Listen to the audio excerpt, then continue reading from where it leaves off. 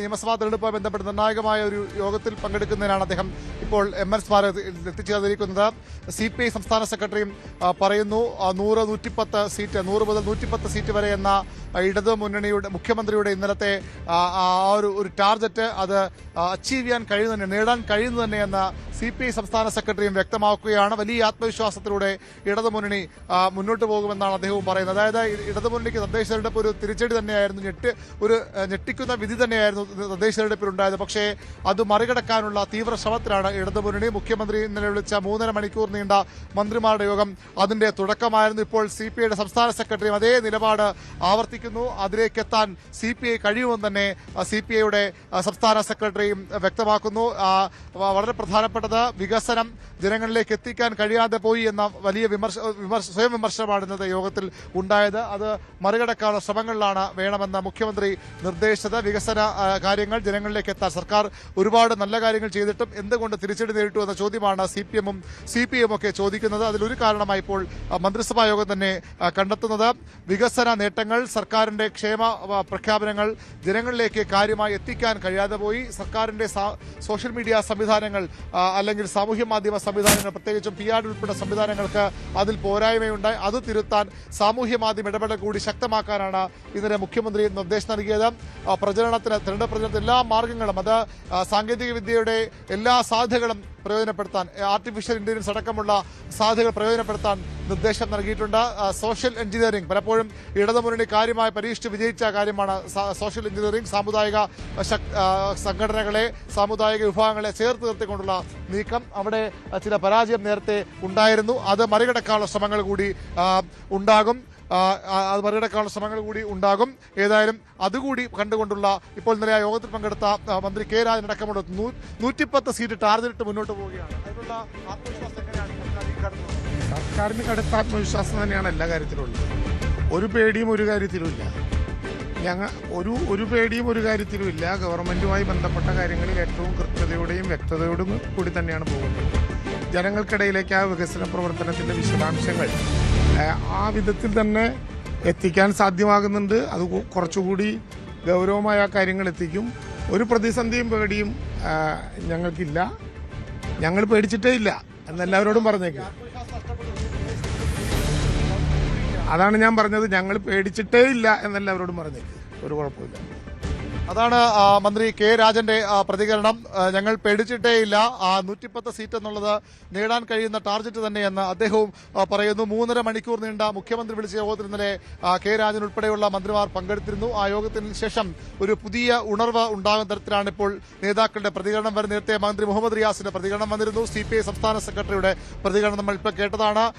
മുഖ്യമന്ത്രി വിളിച്ച യോഗത്തിൽ പങ്കെടുത്ത K രാജന്റെ പ്രതികരണം ആ രീതിയിലാണ്. ഇടതുമുന്നണി UDF-ന്റെ വയനാട് ലക്ഷ്യ സബ്മിറ്റിന് ശേഷം അവർ വലിയ ആത്മവിശ്വാസത്തോടുകൂടി 100-ലധികം സീറ്റ് എന്ന പ്രചരണവുമായി മുന്നോട്ട് പോകുമ്പോൾ അതിനെ അതേ നാണയത്തിൽ നേരിടുകയാണ് ഇടതുമുന്നണിയും. 100 UDF പറഞ്ഞാൽ 110 സീറ്റ് വരെ നേടാൻ ഇടതുമുന്നണി കെൽപ്പുണ്ട്. ആ അടിത്തറ ഇപ്പോഴും ശക്തമാണ്. തദ്ദേശ തെരഞ്ഞെടുപ്പിൽ വലിയ ഒരു അടിത്തറ ഇളകലല്ല ഉണ്ടായത്. ജനങ്ങൾക്ക് ചില കാര്യങ്ങളിൽ തെറ്റായ അഭിപ്രായമുണ്ടായി. അത് ഭരണവിരുദ്ധ വികാരമോ അല്ലെങ്കിൽ കടുത്ത ഭരണവിരുദ്ധ വികാരമൊന്നും ഉണ്ടായിട്ടില്ല. മറികടക്കാവുന്ന, തിരിച്ചുവരാവുന്ന തിരിച്ചടി മാത്രമേ ഉണ്ടായിട്ടുള്ളൂ എന്ന വിലയിരുത്തലാണ് ഇടതുമുന്നണി ഒന്നടങ്കം നടത്തുന്നത്. അതിന്റെ ഭാഗമാണ് ഈ പ്രതികരണങ്ങളും. ഏതായാലും 110 സീറ്റ് ലക്ഷ്യമിട്ടാണ് ഇടതുമുന്നണിയുടെ തെരഞ്ഞെടുപ്പ് പ്രവർത്തനങ്ങളിലേക്ക് അവർ കടക്കുന്നത് എന്നാണ് ഏറ്റവും പ്രധാനപ്പെട്ട കാര്യം. UDF-ന്റെക്കാൾ 10 സീറ്റ്, UDF അവകാശപ്പെടുന്നതിനേക്കാൾ 10 സീറ്റ് അധികം ലഭിക്കും. കഴിഞ്ഞ ദിവസം മുൻ മന്ത്രി കൂടിയായ MM മണിയുടെ CPM-ന്റെ പ്രധാനപ്പെട്ട നേതാവിന്റെ ഒരു ഫേസ്ബുക്ക് പോസ്റ്റ് വലിയ രീതിയിൽ ശ്രദ്ധിക്കപ്പെട്ടിരുന്നു. ഇടതുമുന്നണി കഴിഞ്ഞ തെരഞ്ഞെടുപ്പുകളിൽ 2006 മുതൽ ഇങ്ങോട്ട് നേടിയ സീറ്റുകളുടെ എണ്ണം വെച്ചുകൊണ്ട് ആ ഒരു ഫേസ്ബുക്ക് പോസ്റ്റ് അതിൽ 100 കടന്ന് ഇനിയും മുന്നോട്ട് പോകും എന്ന ഒരു പ്രതീക്ഷ കൂടി അത്തരം സാമൂഹ്യ മാധ്യമ പ്രചരണങ്ങളിലൂടെയുണ്ട്. ഏതായാലും സാമൂഹ്യ മാധ്യമ പ്രചരണങ്ങളിൽ മുന്നണി പിന്നിൽ പോയി സർക്കാരിന്റെ PRD സംവിധാനം അടക്കം പരാജയപ്പെട്ടു എന്നൊക്കെ വിലയിരുത്തുമ്പോൾ അതുകൂടി മറികടക്കാനുള്ള ശ്രമങ്ങൾ ഇടതുമുന്നണിയുടെ ക്യാമ്പയിനിൽ ഉണ്ടാകും. വികസനവും അതുപോലെ തന്നെ രാഷ്ട്രീയവും തുല്യമായി പറഞ്ഞുകൊണ്ട് തെരഞ്ഞെടുപ്പിനെ നേരിടാനാണ് ഇടതുമുന്നണിയുടെ നീക്കം. നേരത്തെ ലോക്സഭാ തെരഞ്ഞെടുപ്പിലടക്കം വികസനം പറഞ്ഞാണ് ഇടതുമുന്നണി വോട്ട് പിടിച്ചത്. വിവാദങ്ങൾ മാറ്റി നിർത്തി വികസനം പറഞ്ഞ് വോട്ട് പിടിക്കാനായിരുന്നു മുന്നണി തീരുമാനം. പക്ഷേ അത് വേണ്ട രീതിയിൽ ഫലം കണ്ടില്ല. ലോക്സഭാ തെരഞ്ഞെടുപ്പിൽ തിരിച്ചടി ഉണ്ടായി.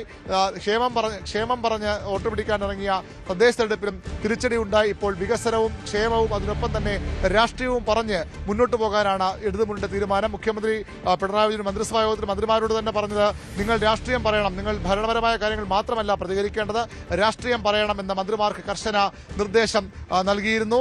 നേരത്തെ അതുമായി ബന്ധപ്പെട്ട് CPM സംസ്ഥാന സമിതി യോഗത്തിലും സമാനമായ ആവശ്യം ഉയർന്നു വന്നിരുന്നു. മന്ത്രിമാർ രാഷ്ട്രീയം പറയുന്നില്ല എന്ന വലിയ വിമർശനം ഉയർന്നു വന്നിരുന്നു. അത് ആ സാഹചര്യത്തിൽ കൂടിയാണ് ഇപ്പോൾ മന്ത്രിമാർ കൃത്യമായി രാഷ്ട്രീയം പറഞ്ഞ് തന്നെ മുന്നോട്ട് പോകുന്നത്. ഏതായാലും തെരഞ്ഞെടുപ്പ് രംഗത്ത് നിന്ന് UDF വലിയ മുന്നേറ്റം ഉണ്ടാകുമെന്ന പ്രവചനങ്ങൾ വരുമ്പോൾ UDF വലിയ ആത്മവിശ്വാസം നേരിടുമ്പോൾ ഭയന്ന് പിന്മാറാനല്ല, ഒന്നുകൂടി അഗ്രസീവായി തുടർഭരണത്തിൽ തുടർച്ച എന്ന നേരത്തെയൊക്കെ പറഞ്ഞ കാര്യം കൂടുതൽ ശക്തമായി പറഞ്ഞുകൊണ്ട് മുന്നോട്ട് പോകാനാണ് ഇപ്പോൾ ഇടതുമുന്നണിയുടെ തീരുമാനം. അതിന് ഒരുക്കിയത് ഇന്നലെ മുഖ്യമന്ത്രി വിളിച്ച മന്ത്രിമാരുടെ യോഗത്തിലാണ്. അഭിലാഷ്, തീർച്ചയായും, അതായത് രാഷ്ട്രീയം പറഞ്ഞുകൊണ്ട് തന്നെ തെരഞ്ഞെടുപ്പിനെ നേരിടുക, ഒപ്പം വികസനവും ക്ഷേമ പ്രവർത്തനങ്ങളും ഉയർത്തി കാണിക്കുക എന്നതാണ് ഇപ്പോഴത്തെ ഇടത് നയം. നേരത്തെ തന്നെ നമുക്കറിയാം, മിഷൻ 2026 34 സീറ്റുകളിലേക്കാണ് BJP ഫോക്കസ് ചെയ്യുന്നത് എങ്കിൽ ലക്ഷ്യ 2026 100 സീറ്റുകൾ എന്നതാണ് UDFന്റെ ലക്ഷ്യം.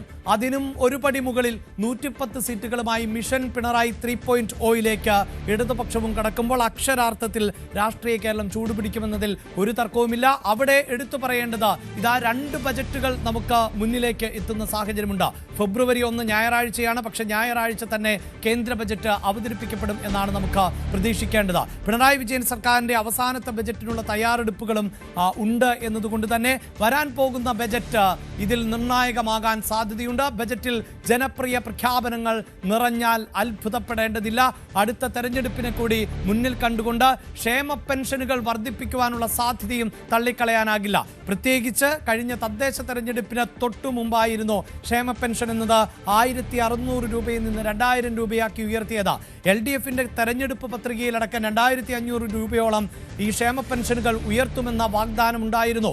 ഒരു പക്ഷേ അടുത്ത തെരഞ്ഞെടുപ്പിന് മുമ്പ് അത്തരത്തിലുള്ള ഒരു വമ്പൻ പ്രഖ്യാപനം ഉണ്ടായാലും അത്ഭുതപ്പെടേണ്ടതില്ല. അതോടൊപ്പം തന്നെ വലിയ വികസന പദ്ധതികൾ, ഒരു പക്ഷേ സംസ്ഥാനത്തിന്റെ മുഖച്ഛായ തന്നെ മാറ്റിയേക്കാവുന്ന തരത്തിലുള്ള വമ്പൻ പ്രഖ്യാപനങ്ങൾ, വൻ പദ്ധതികൾ ഒരു പക്ഷേ അടുത്ത ബജറ്റിൽ പ്രഖ്യാപിച്ചേക്കാം എന്നത് തന്നെയാണ്. സർക്കാരിന്, പ്രത്യേകിച്ച് ഇടതുപക്ഷത്തിന് എപ്പോഴും വോട്ട് ബാങ്കായി കൂടെ നിൽക്കുന്നത് സർക്കാർ ഉദ്യോഗസ്ഥരും അവരുടെ കുടുംബാംഗങ്ങളും തന്നെയാണ്. അതുകൊണ്ട് തന്നെ സർക്കാർ ജീവനക്കാരെ ഫോക്കസ് ചെയ്തുകൊണ്ടുള്ള പ്രഖ്യാപനങ്ങൾ ഈ ബജറ്റിൽ ഉണ്ടാകുവാനുള്ള സാധ്യതയുണ്ട്. മിഡിൽ ക്ലാസ് എന്നത് ഇടതുപക്ഷത്തിന്റെ വോട്ട് ബാങ്കുകളിൽ ഏറ്റവും പ്രധാനപ്പെട്ടതാണ്. അങ്ങനെ മിഡിൽ ക്ലാസിനെ ഫോക്കസ് ചെയ്തുകൊണ്ടുള്ള ഒരു പ്രഖ്യാപനവും അല്ലെങ്കിൽ പ്രഖ്യാപനങ്ങളും അടുത്ത ബജറ്റിൽ ഉണ്ടാകുവാനുള്ള സാധ്യതയും നമുക്ക് തള്ളിക്കളയാനാകില്ല. വമ്പൻ പ്രഖ്യാപനങ്ങൾക്ക് സാധ്യത, ക്ഷേമ പ്രവർത്തനങ്ങൾക്ക് സാധ്യത, അങ്ങനെയുള്ള ഒരു തെരഞ്ഞെടുപ്പ് പോരാട്ടത്തിലേക്ക് കൂടി കടക്കുന്നു എന്നുള്ളതാണ്. അരുൺ, അതാണ് ഇനി വരാൻ പോകുന്ന ബജറ്റ്. ഇതിനോടകം തന്നെ തദ്ദേശ തെരഞ്ഞെടുപ്പിന് മുമ്പ് തന്നെ ക്ഷേമ പെൻഷൻ ഉയർത്തിയ പശ്ചാത്തലം, ക്ഷേമ പെൻഷൻ ഇത്രയും വർദ്ധിപ്പിക്കും, അതായത് 100 രൂപയൊക്കെ വർദ്ധിപ്പിക്കുമെന്നതായിരുന്നു ആ ഘട്ടത്തിൽ പ്രതീക്ഷിച്ചിരുന്നതെങ്കിൽ 2000-ലേക്ക് എത്തിച്ചു. അത് 2500-ലേക്ക് എത്തിക്കുന്ന സാഹചര്യം തള്ളിക്കളയാനാകില്ല. പക്ഷെ അപ്പോഴും ഈ ക്ഷേമ പെൻഷൻ കൂടി വർദ്ധിപ്പിച്ചില്ലായിരുന്നുവെങ്കിൽ ഇതിനേക്കാൾ മോശം പ്രകടനമായി പോയേനെ എന്ന് CPIക്ക് ഒരു അഭിപ്രായമുണ്ടായിരുന്നു. അപ്പോൾ ജനങ്ങളിലേക്ക് നേരിട്ട് ബോധ്യപ്പെടുന്ന ക്ഷേമ പദ്ധതികൾക്ക് കൂടുതൽ ഊന്നൽ നൽകുക, അത്തരം പ്രഖ്യാപനങ്ങളിലൂടെ കൂടി അടുത്ത തെരഞ്ഞെടുപ്പിനെ നേരിടുക, ആ സാധ്യത കൂടിയാണോ മുന്നിലുള്ളത്?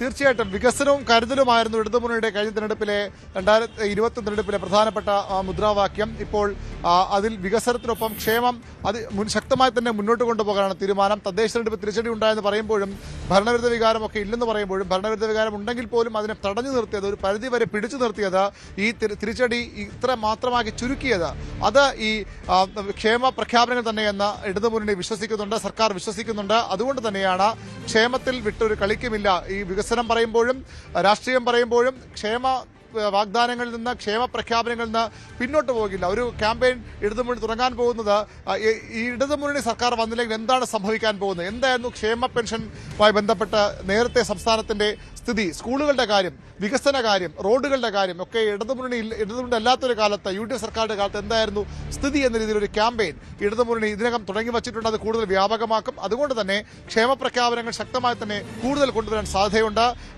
KN ബാലഗോപാൽ അവതരിപ്പിക്കാൻ പോകുന്ന ബജറ്റിൽ അതിന്റെ വലിയ പ്രഖ്യാപനങ്ങൾ ഉണ്ടാകുമെന്ന് പ്രതീക്ഷിക്കപ്പെടുന്നു. ക്ഷേമ പെൻഷനിൽ വർധനയ്ക്ക് തന്നെയാണ് സാധ്യത. സർക്കാർ ജീവനക്കാർക്ക് ഒരുപക്ഷെ ബജറ്റിന് മുമ്പ് തന്നെ അവരുടെ ശമ്പള വർധന പ്രഖ്യാപനങ്ങൾ വന്നേക്കാം. അത്തരത്തിൽ സർക്കാർ ജീവനക്കാരെ, സാധാരണക്കാരെ, സമൂഹത്തിലെ വിവിധ വിഭാഗ ജനങ്ങളെ കൂടെ നിർത്താൻ ആവശ്യമായ ഒരു നടപടികൾ ഈ ബജറ്റ് പ്രഖ്യാപനവുമായി ബന്ധപ്പെട്ട് ഉണ്ടാകും. ഒരു കൃത്യമായ ഒരു സാമൂഹ്യ സോഷ്യൽ എഞ്ചിനീയറിംഗ് സർക്കാർ ഇടതുമുന്നണി നടത്തും. അതിനു പുറമെ സർക്കാരിന്റെ എല്ലാ സംവിധാനങ്ങളും ഉപയോഗിച്ചുകൊണ്ട് എങ്ങനെയൊക്കെ ജനങ്ങളെ ഒപ്പം നിർത്താനാകുമോ അത്തരം പ്രഖ്യാപനങ്ങൾ തന്നെ സർക്കാരിന്റെ ഭാഗത്തുനിന്നുണ്ടാകും. ക്ഷേമ പ്രഖ്യാപനങ്ങൾ, ക്ഷേമ പെൻഷൻ വർദ്ധിപ്പിച്ചടക്കമുള്ള കാര്യങ്ങൾ കഴിഞ്ഞ തെരഞ്ഞെടുപ്പിൽ സഹായിച്ചു എന്ന് തന്നെയാണ് ഇടതുമുന്നണി കരുതുന്നത്.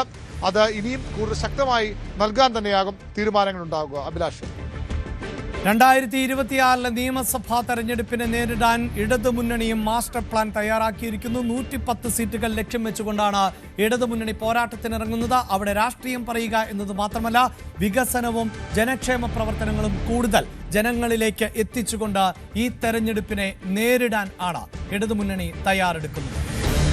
അതേസമയം എന്താണ് BJPയുടെ ന്യൂനപക്ഷ പ്ലാൻ?